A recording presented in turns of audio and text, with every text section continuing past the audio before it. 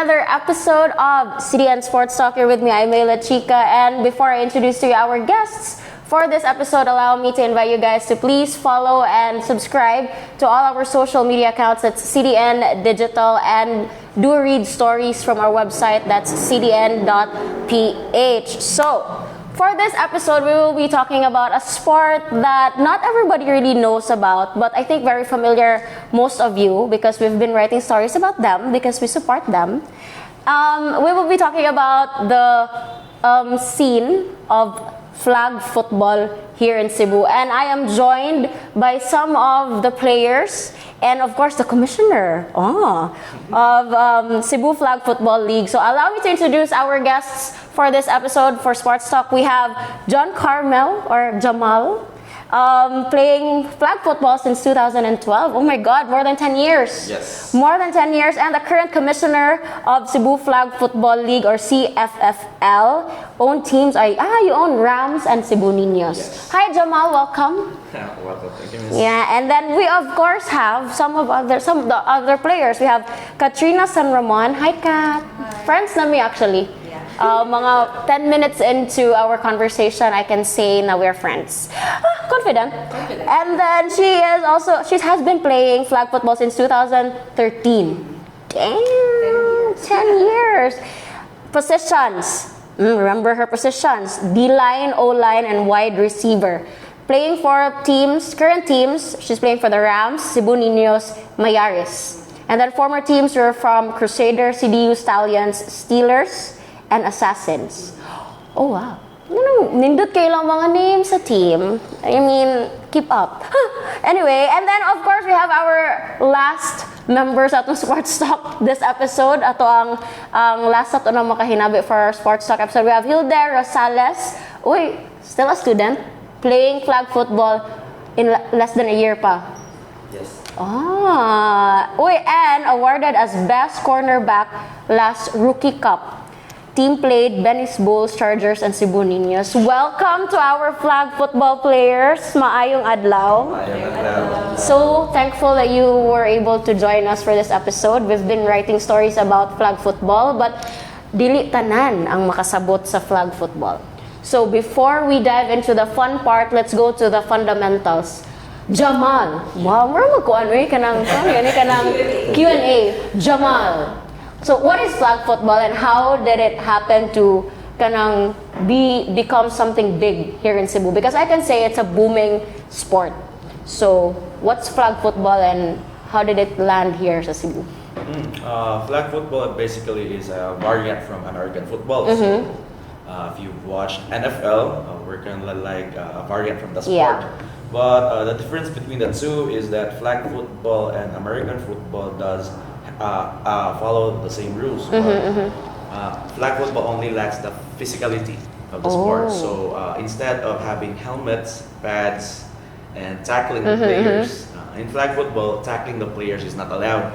So basically, dili pwede itumba or i-take down ng player. But we are given flags. So instead of ipatumba ang player, players must pull the flags of the ball carrier. So actually no contacts, but we Cebuanos love to tweak. Of course. Where's the fun in that? Kailangan make a little bit physical, so we tweak a little bit of the rules. So it's a slight contact sport. So Slight. Then actually, since I've been playing since from 2012, ang flag football gid diri sa Cebu kay katong maski siguro grade school pa ko gasugod na gid siya. Pero dili gid siya nga naka-famous pa. Yeah. So currently sa season sa mga flag football is 22 years na, but I believe it's more than it's going for almost 25 years na. Kay naman ang nagsugod gid diri sa flag football kay dili man sevens, which is the most common grade.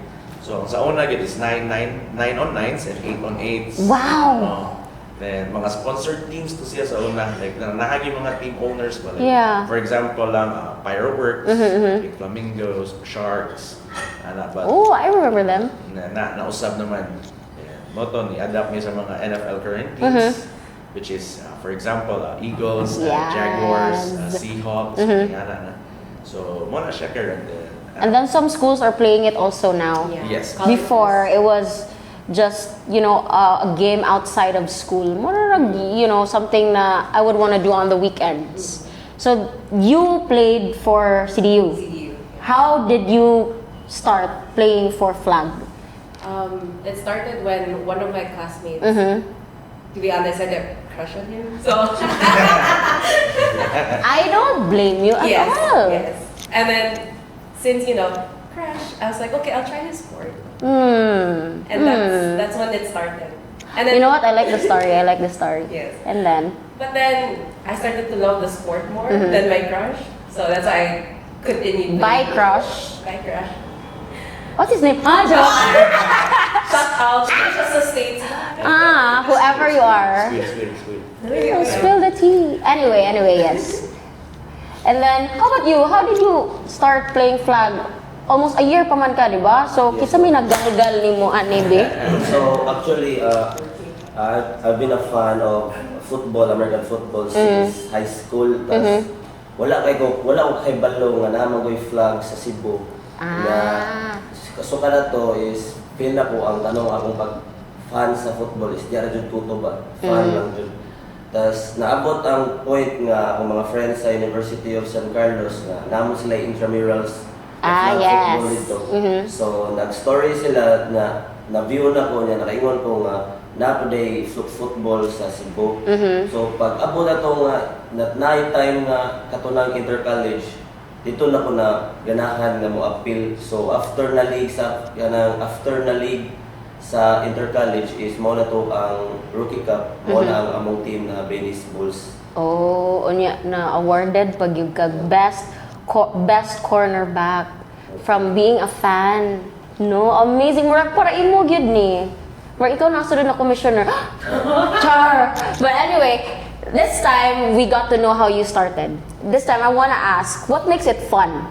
Of course, no, lingaw man gyud tong first hunahon when we wanna try a sport. I mean, that's for me, ha.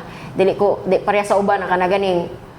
No, this is my passion. No, I play for fun and passion. Naamo gyud na. So, what makes it fun and what is the needed things I can say to make it become part of the community more? Okay, we see them in CBP every day. I go there every day because my gym is there. So I see them there. I have friends who are playing. So I kind of know the community. But those nga wala gani kayo ka-familiar and then mag-jogging sa CBP and then makakita ninyo nagtakol-takol, nagkuha-kuha flag. Of course, makaingog siguro sila, unsa man na? This is the chance. What makes it so fun and what can we do or what do we need for the Cebuano community or the sports fan to try flag football as a commissioner? First of all, what makes it more fun, no? So, actually, it was, honestly, pag 2002, what you idea ang sinyo gusto. Blan kay, wala mong gato, I'm from South Tueman, so, wamang po kibaon si apilan ako sa intramurals. Okay? Malagi na lagi niya. Hindi mo spectator niya. Mag-basket ako niya. Grabihan, lutok naman daan. So, unsa man ako apilan, so nisod ko nga sport. Then moving on, until such time na nagsige kog duwa, na in love ko sa game. Kay nakita mo gud ako ang game, grabe kay siya mo value sa camaraderie. Yeah. Then ang bond sa team is It's there. Naagid siya miski. Di man siya pwedeng ikaw lang alone ang muda sa team. Okay. Dapat unit gid mo. Then practices is grabe gyud kay siya ka valuable. Dili siya pwedeng ang practice ka ugma wala ka ugma. Yeah. Dapat if Consistent good ka dapat. If mo commit ka, dapat commit ka all the way. Then actually ang numbers second thing pud miss is nindot siya nga butang para maka-vent out sa mga stress, sa mga problems. Kung na kay anger management issues. Nam gyud siya contact nga pwede pero gym. Dili ha, nag-joke ako. I mean, jokes are half meant. Anyway. And then, kumusta man what do you need as someone heading this community? What do you need para mas madawat pa siya sa community? Para ganing we would want to try it. From, outsider looking in. Unsa man akong kailangan para matagad ko na maka-join og team or unsa may kailangan sa inyong community para ganing mo bridge. the gap between those who would want to try and those who are already part of the community? Actually, kay good na miyan miss like kana sa CBP sa Mailuyo sa CIC. Yeah. Ang among ibuhat is if naay mo chat nga rookies or beginners from the page, amoros lang pa doon dito then anyone join lang like free man siya miss no fees or whatsoever. So anyone just bring plates and water and extra clothes, then if ever mapuan dito lang dito, then look for Jamal or look for any current playing CFFL players to train them. Kay friendly naman po ng community. So kung naay rookie nga mo-upbuild or beginner yet, willing ra pud mi nga mo-train yet actually from the basic fundamentals. Okay. Like mo gina niya, amo na siya ipa-spread with miss through partnership with sa uban. Like magpa-open play me. Okay. Willing mi magpa-atong nga rookies. Amo gid sila train sa Makuha yun na stimulation ngayon, ana. Ikaw, Hilda, kumusta man for you ang community sa flag football as a rookie? Kumusta man sila so far? So far, okay naman ang community. Mas feel na ko no, mas ako play mo duwa mo ko basketball before when nag-flag football, mas prefer na ko magduwa na lang flag. Kay sugad pag sulod na ko flag, murag wala na kay ko nagduduwa og basketball ko sa flag. Nya na feel sa nako ang dedication o ang heart sa duwa ba sa flag football kay pareha ni gingon ni Kap Jamal nga grabe kayo ang practice nila. Kami sila sa Niños kay every weekend mag-practice even though kanang layo pa ang tournament. Nga dako kay preparation ang gibuhat ba para inigabot sa field, actual game na nanay mapakita ba. Prepare jud ang tanan ba dili ingon nga kanang sorry kay wala ka prepare. Tindot lang layo pa gi-prepare na daan para inigabot sa field na nalagi may pakita. So consistent lang yun sa training and then consistent lang sa good with the values of the sport. Now, let's go to the lady. The only lady here. It's a male-dominated sport, I'm not gonna lie. How was it like for you? And how can you encourage other, ladies to try this sport? I do have friends who play na mga babae. Shout out to Sheena and the Maduraza sisters. But how was it like for you when you were just beginning, and how can you invite other players also na mga babae nga kanang hin pero grabe day mo kuha og flag na. So yeah. For me sa flag itself sa beginning, like I like it because inclusive siya. To the point na no matter unsa ka na size na pagkatao, nagit kay position to play sa team. And that's why we're ganahan kay ko ani na sport because all walks of life na people ingon sa mami. And as a woman, you think na like basic to contact and then mahinhin ko or inana, but my nails. But I've met people like I've let rookies play na inana sa dang ilang type of personalities, but ni-excel gid sila. Like one example na I have this friend before sa college, she's very tikay, she does makeup and stuff like that. Her sport was soccer and she was scared of contact. But when she started flag, she had fun. Yeah, because this sport is really fun and it's also very inclusive for women. Where you don't see people looking down at women playing this sport. Actually, a lot of the players would look up to the women who play in this sport, and that's why it's a good example of that. It sets a good example to also the little girls who play in the future, because everyone respects everyone, no matter the gender, the age, the body type. I totally understand. And with that, kawa ka na-distract yun ko sa iyang earrings. Kay cute kaayo. Football all the way. We have the pink ball and the ordinary football.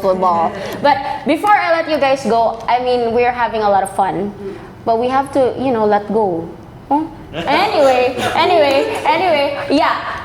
I would want to know what are the upcoming tournaments that we can watch out for, and then just invite everybody to watch your tournaments. Sa mga gusto makig-partner, their doors are open. Always. Yeah. So walk us through the tournaments this September. Yes. Actually, this September is all women's. The specific dates will be September 16 and 17. It will be held at Dynamic Herb Sports Incorporated. and it's a 2-day event lang. Then next month is, which is October, is the all men's, but no specific dates yet. And I do believe the next month after that, which is November and December, there's another organizer hosting for an event as well for flag football, which is the UBL. It's always the year-ender event. Damn, that's I nice. think they are already on the streak of having it for the 4th season.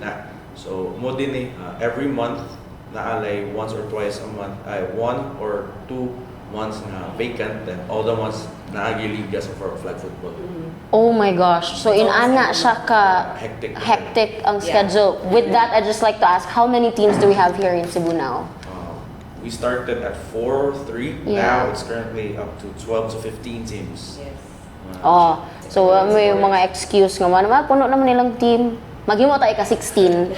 But join them, join the community. I am very happy that you guys made it to CDN SportsTalk, made time for our little show here, and we're very happy to see new faces sa sports scene diri sa Cebu, and we look forward to covering more of your events. Do let us know, and of course to our viewers, mga kasiloy, this is your chance to try a new sport. If wa pa mo kasaway, wa pa mo ka baw sa flag football, you can message them. We'll be linking their pages below. And of course, if you have mga sports fans, they would want also their mga kaila sa sports industry, do let CDN know so that we also have time for them and give them this kind of avenue. Again, to our flag football guests, daghang salamat, and now you are officially part of the Siloy family. And then we are very proud to have you with us and very happy. Again, thank you, Jamal, Kat, and Hilde. Thank you so much for doing this rock and roll with me. And of course, thank you to Omar for introducing me to these guys. So, may gani, dili na ikaw ang kuan ang head. Ikaw tayo na interview dire. Talawan ra ba ka? Kaila ko. But anyway, thank you again to all our viewers, to the team behind the camera. We have our interns from CNU. We have Davey here, our baby boy. And of course, to Ralph and Sir Brian, thank you so much for doing this rock and roll episode with me. And this has been your host, Aimela Chica, for another fun episode for CDN Sports Talk. And I'll see you guys again next time. Bye, everybody.